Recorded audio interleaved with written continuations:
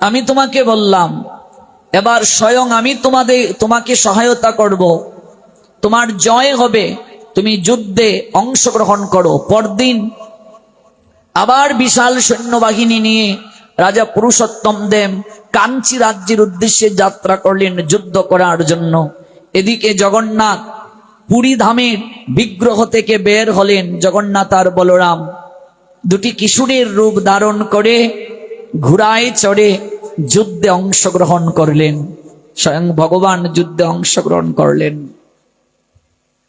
প্রচন্ড রুদ্রের তাপগোমা।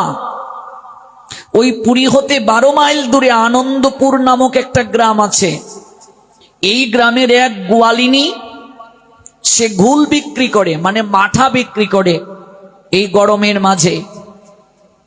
রাজা পুরুষোত্তম দেব পিছনে সৈন্য নিয়ে আছেন, আর জগন্নাথ আর বলরাম কিশোরের রূপ ধারণ করে অনেক পূর্বে ঘোড়ায় চড়ে যাচ্ছেন। 12 মাইল যাওয়ার পরে আনন্দপুর নামক গ্রামের সম্মুখে গিয়ে ওই গোয়ালিনী মাকে দেখলেন ঘুল বিক্রি করতে। স্বয়ং জগন্নাথ বলরাম ওই গোয়ালিনী মায়ের কাছে গিয়ে বলছে, এক গোয়ালিনীকে বলছে, মা প্রচন্ড পিপাসা পেয়েছে, একটু ঘুল দেবে, একটু মাঠা দেবে, এক বাটি মাঠা দেবে। গোয়ালিনী প্রসন্ন হয়ে এক বাটি মাঠা দিলেন। তাকিয়ে দেখলেন, আহা কি সুন্দর এই মুখমণ্ডল, যেন সূর্যের আভা ঝরছে গো। আর একটা প্রচন্ড মায়া কাজ করছে।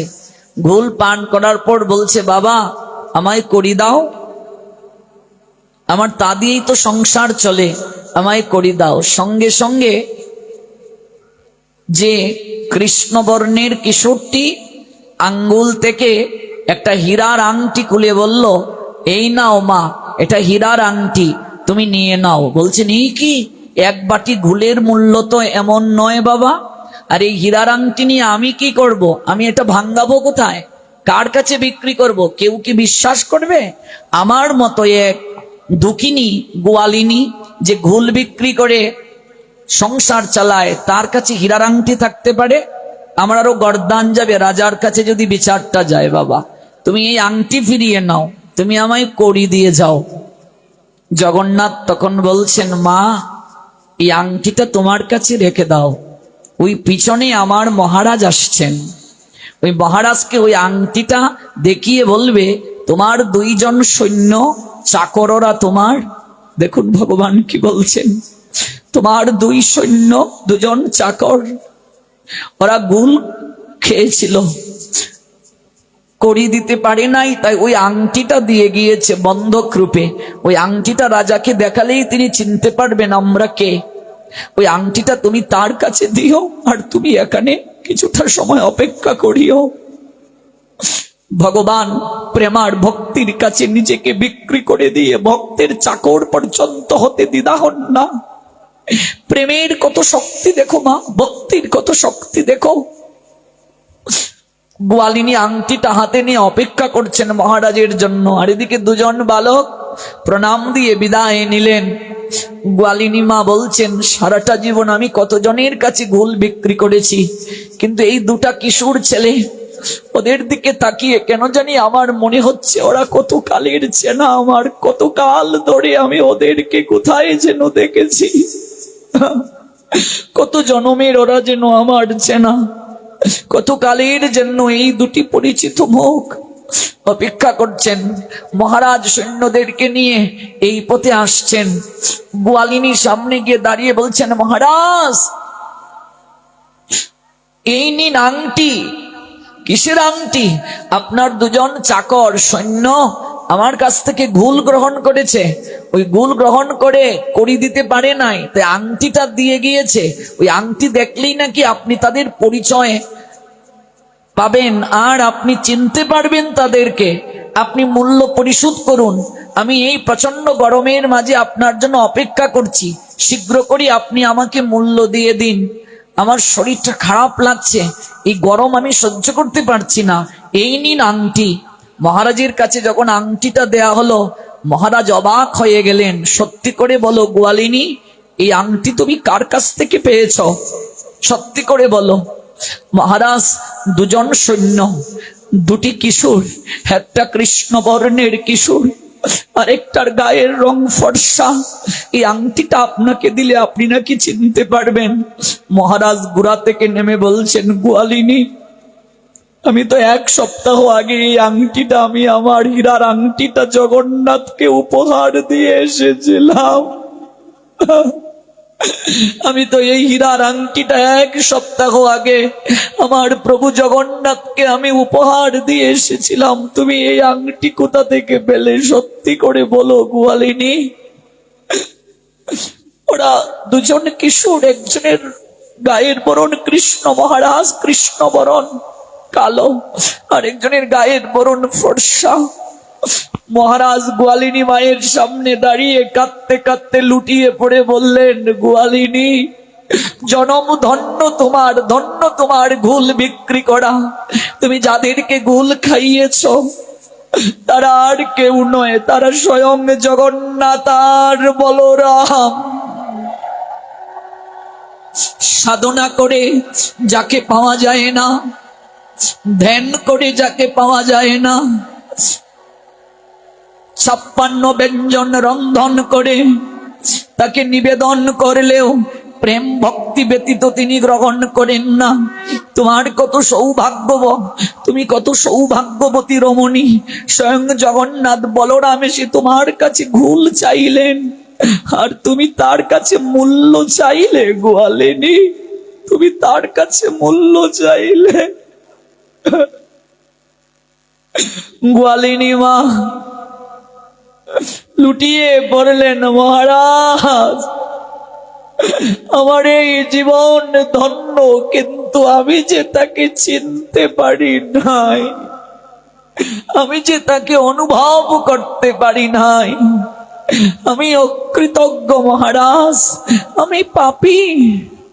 যার কৃপায় বেঁচে আছি, যার কৃপায় দেহ পেলাম, যার কৃপায় সংসার পেলাম, যার কৃপায় এই সুন্দর, এই দুটো চোখে আলো পেলাম, কথা বলার শক্তি পেলাম, সকল কিছু পেলাম, আর তাকে আমি 1 বাটি ঘুল দিয়ে আমি তার কাছে মূল্য চেয়েছি। মহারাজ, আমি তার কাছে মূল্য চেয়েছি মহারাজ।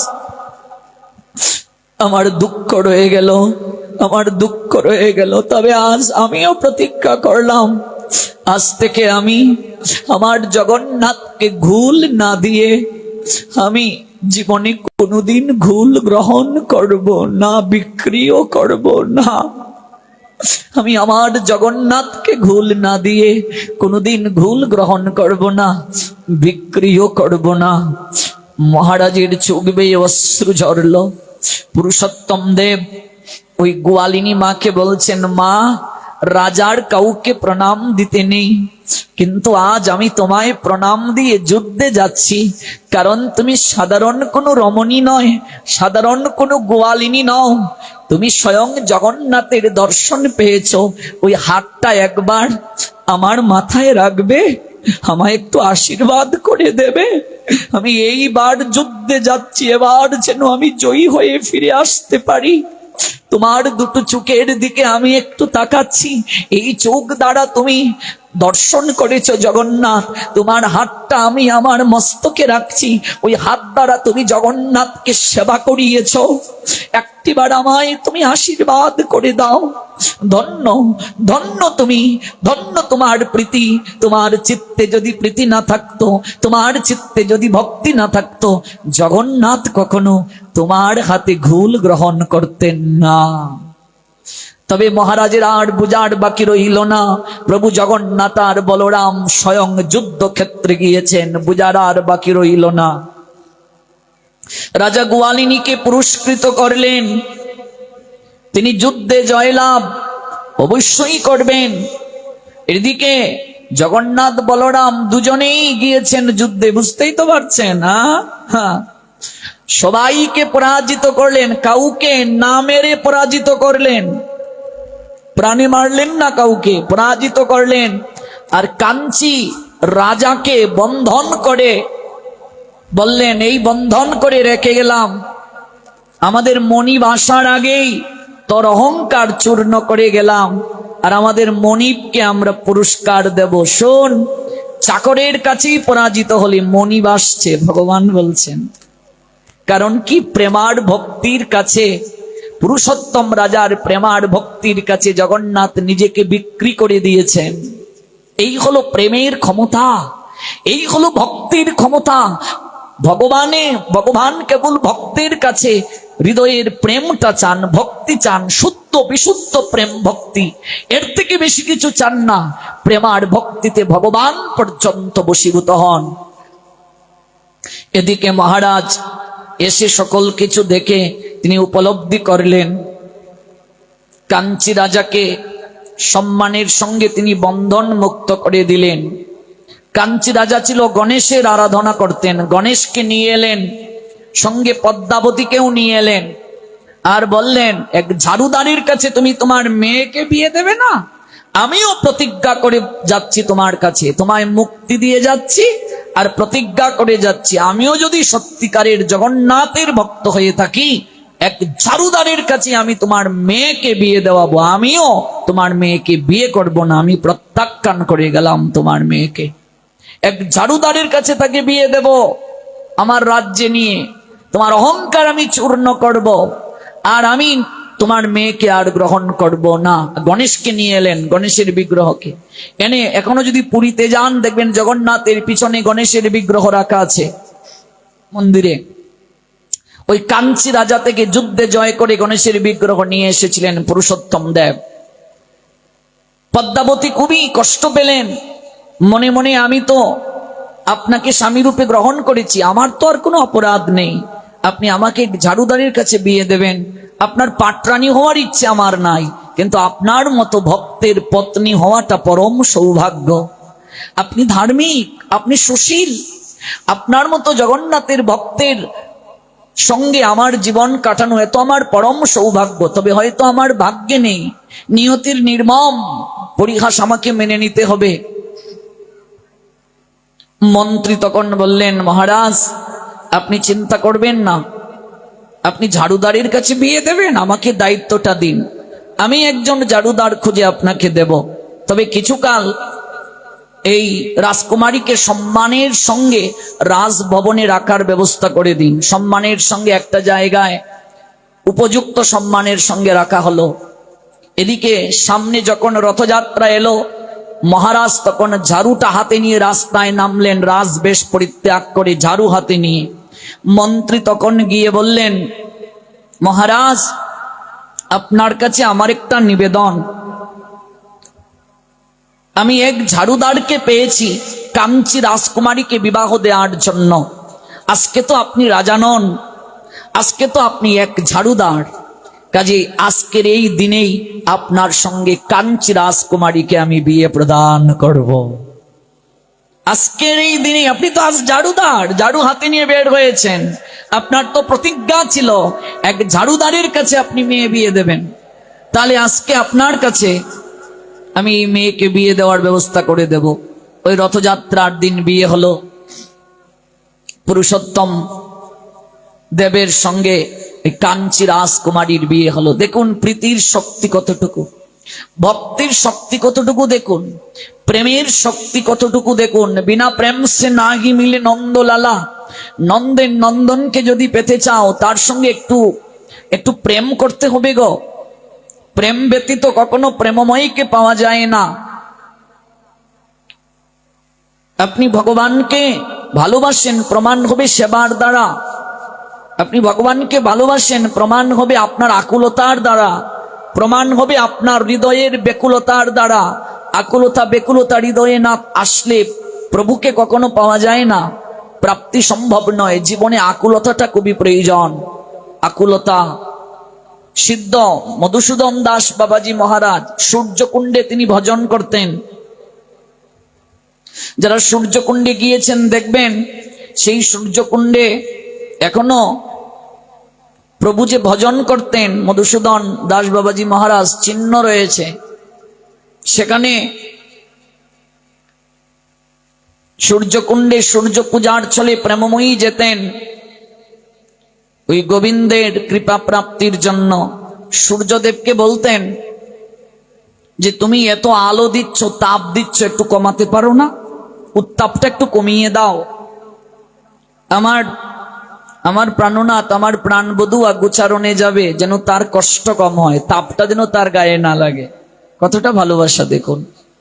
সেই সূর্যকুণ্ডে গিয়ে দেখবেন এখনো জলের মাঝে বড় বড় কচ্ছপ রয়েছে। এগুলো সাধারণ কোনো কচ্ছপ নয়, ওরা ঋষি মুনিগণের ন্যায়। সেই সূর্যকুণ্ডে মধুসূদন দাস বাবাজি মহারাজ সিদ্ধ, তিনি সিদ্ধ মধুসূদন দাস বাবাজি, তার পায়ে ক্ষতরোগ হয়েছে শেষের দিকে।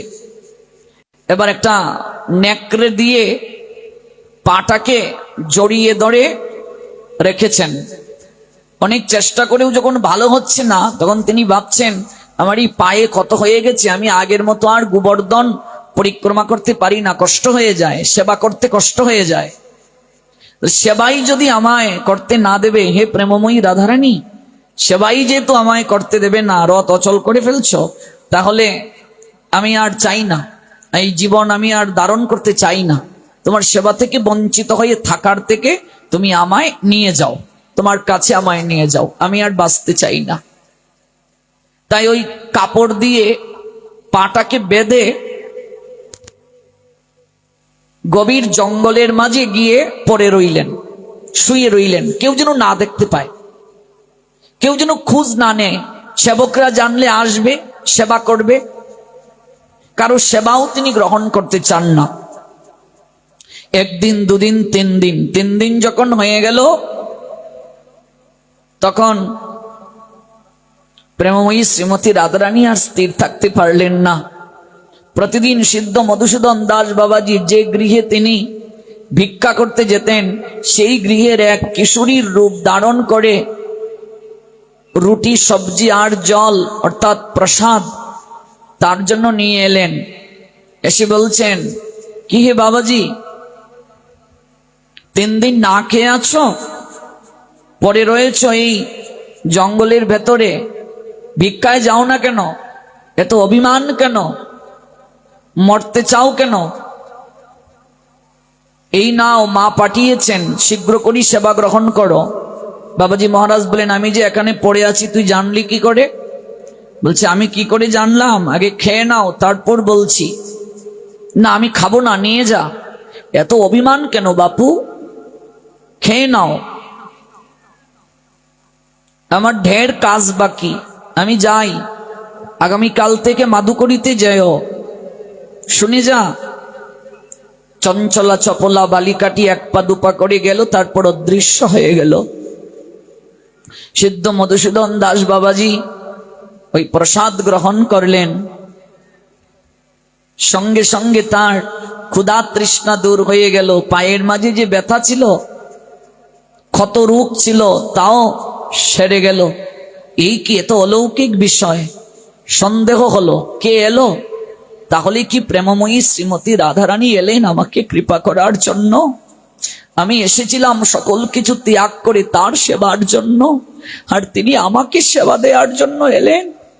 পরদিন ছুটলেন ওই বাড়িতে, যে বাড়িতে তিনি প্রতিদিন ভিক্ষায় যান, গিয়ে দরজার সামনে দাঁড়িয়ে ডাকলেন গৃহকর্ত্রীকে, মা মা। গৃহকর্ত্রী বের হয়ে এলেন, বাবাজি 3 দিন যে এলে না ভিক্ষায়, কোথায় ছিলে? মধুসূদন দাস বাবাজি মহারাজের চোখ বেয়ে ঝরঝর করে জল পড়লো। মা, তুমি কি লালিকে পাঠিয়েছিলে প্রসাদ দিয়ে আমার জন্য? গৃহকর্ত্রী অবাক বিস্ময়ে বললেন, না তো, লালিকে তো আমি পাঠাইনি, লালি তো বাড়িতে নেই, লালি তো শ্বশুর বাড়িতে অবস্থান করছে। তাহলে কে গেল মা, লালির রূপ ধারণ করে? কে গেল আমার জন্য প্রসাদ নিয়ে? বলো কি?